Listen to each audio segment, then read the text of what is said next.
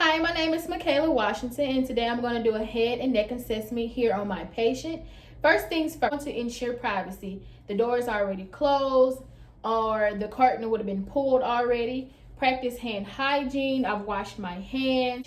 All my supplies should be somewhere close that I can reach. I'm going to need a tongue blade, a pen light, gloves, an otoscope. First things first, you want to look at your patient's head. Make sure that there's nothing wrong with it, that it's a normal size, that it matches his body.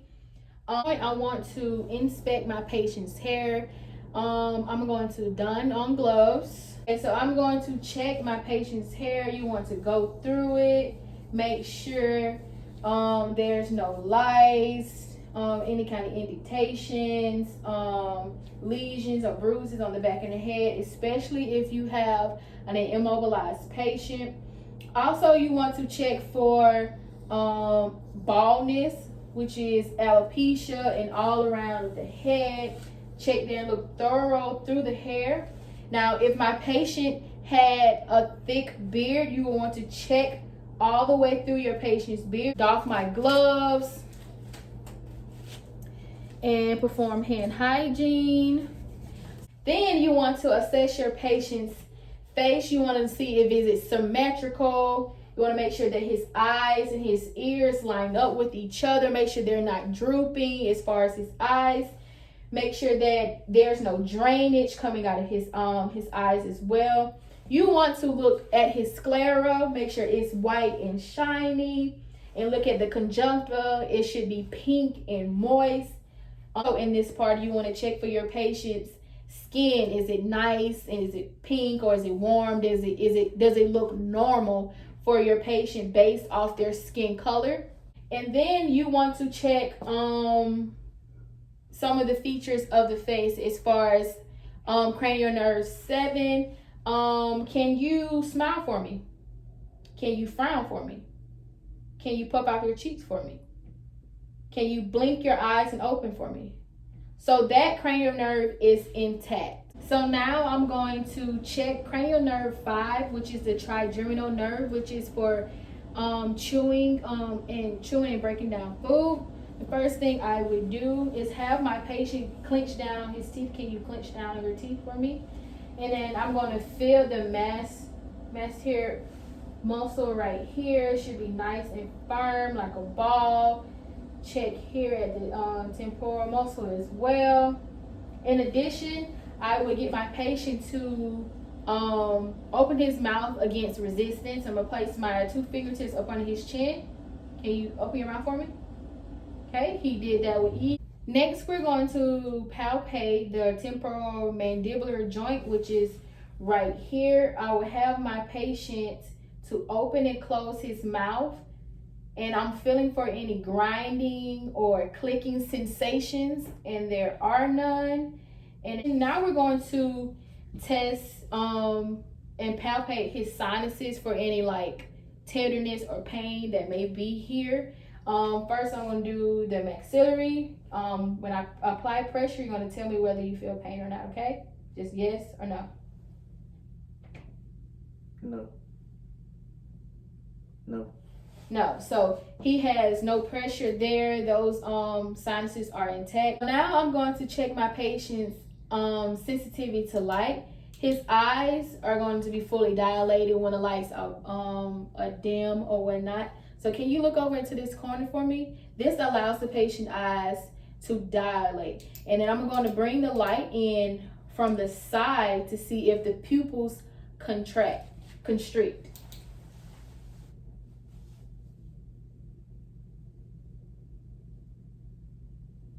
Pupils constricted at the same time. A regular size pupil, when the lights are dim or whatnot, is going to be about 3 millimeters, and once the light is burned directly to the eyes, they're going to constrict down to about 1 millimeter in size.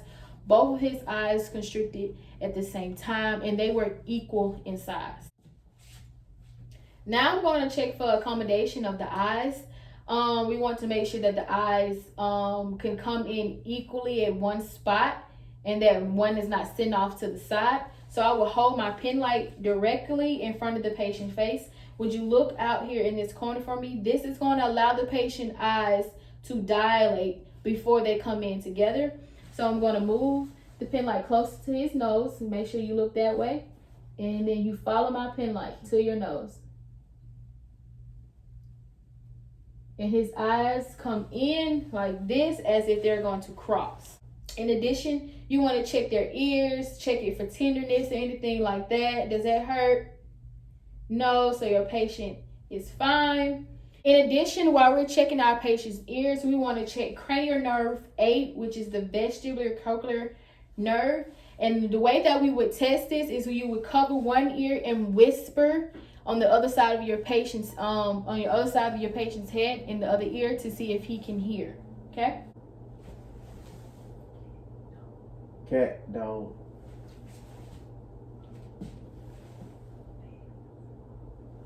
Big, small.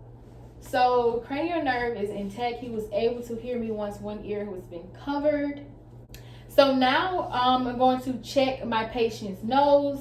We want to make sure that the nose is sitting midline of the face, that it's not sitting off to the side, or the tip of the nose is not tilted to the side. You also want to look at the septum to make sure it's not deviated. There's no damage, there's no drainage, no swelling of the nose. And you can simply inspect your patient's nose by using your pen light and having your patient, can you touch your head back a little bit for me?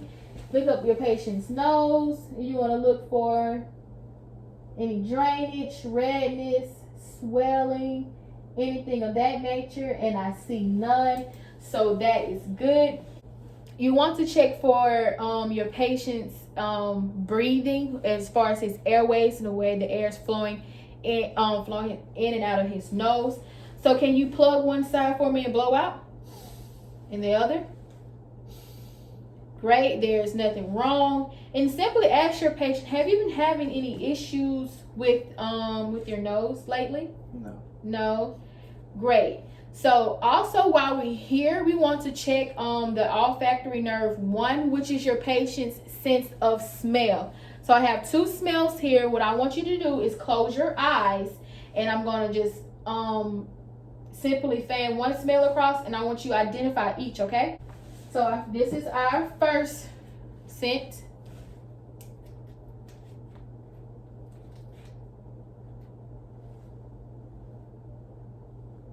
Vanilla.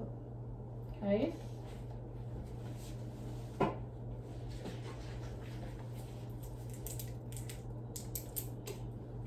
And our second one? Vinegar. Yes. So the olfactory nerve 1 has been intact. He was able to identify both scents without visually looking at them. So now we're going to inspect the patient's mouth. We want to look at his lips, make sure they're nice and pink.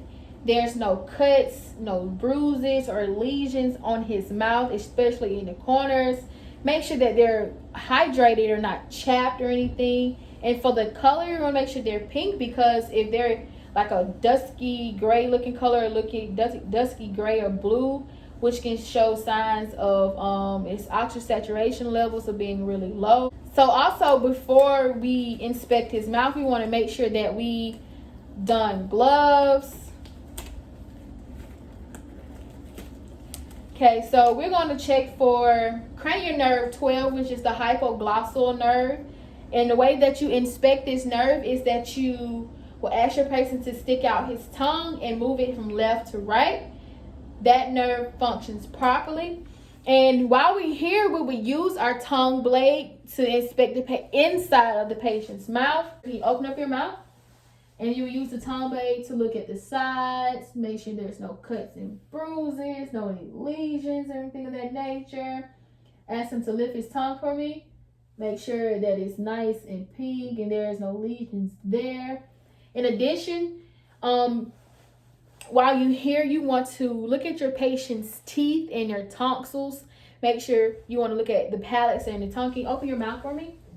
So you got your tongue. Okay. Show back in. Can you open your mouth? And look at his teeth. Teeth look really, really good. Really white and pearly. His gums are nice and pink. You just want to make sure that there's look at your patient's tongue as well. Make sure it's nice and pink and there's no dryness to it, anything of that nature, which can be signs of dehydration. Cranial nerve 9, which is the glossopharyngeal nerve. I have my patient. We want to see if the tonsils or the uvula falls up and down as he opens his mouth or when he swallows. In addition, you also want to check for your patient's gag reflexes. So can you open your mouth for me? So if I had my tongue blade, was stick it on the top of his tongue and ask him to swallow and watch the rise and the fall of the uvula. And also stick the tongue blade just a little bit farther back to see if he gags. In addition, we're going to check for cranial nerve 10, which is the vagus nerve, which is a nerve to talk, for the hoarseness of his voice is nice and loud, is he can talk to me, he can respond to me. So I know that cranial nerve 10 is intact. So after this, you will want to doff your gloves and do hand hygiene. Now for the neck, we're going to look at, can you lean your head back for me? We're going to look at his trachea. It's nice and midline. And we're going to check for any lesions or any bruises or anything around the patient's neck. So in addition, we're going to check for the cranial nerve 11, which is the accessory nerve. And what we're going to do is have my patient, can you turn your head from left to right, up and down? And I want you to shrug your shoulders against my resistance. Great. Nice and strong. And when inspecting your patient's neck, you want to check for the jugular vein. Make sure there's no lumps or anything there. You want to lean back at a 45-degree angle and have him lean his head back. And also you're going to check his there. Can you turn your head to the side for me? Make sure there's nothing, no bumps or no lesions here on this side of the neck. Also, turn your head straight forward for me and lean your head back. You want to check his trachea and feel it. I'm going to assess the patient's lymph nodes in all sites. Can you turn this way for me? So, can you tell me if you feel any pain or any tenderness, anything like that. We're going to talk about pre-auricular, post-auricular, occipital, the parotid, the jugular-digastric, subdillimeter, submental, the superficial cervical, deep cervical chain. Any tenderness there? The posterior cervical, right about the clavicle, the supraclavicular. Any pain or anything there? So now we're going to palpate the carotid artery. You do not palpate these bilateral. You're doing one individual. So we're going to do this side.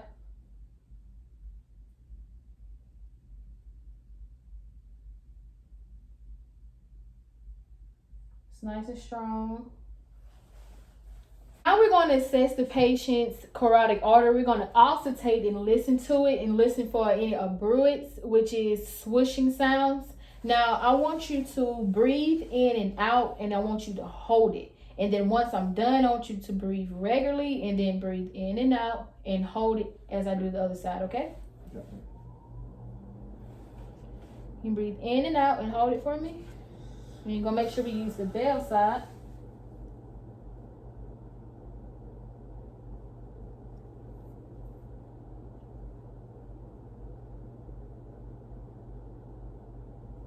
Okay, breathe normally.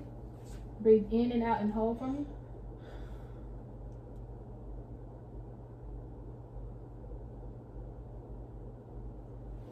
Okay, so I heard nothing, which is which serves as that we don't have any bruise or any swooshing sounds going on here with the carotid artery. This concludes the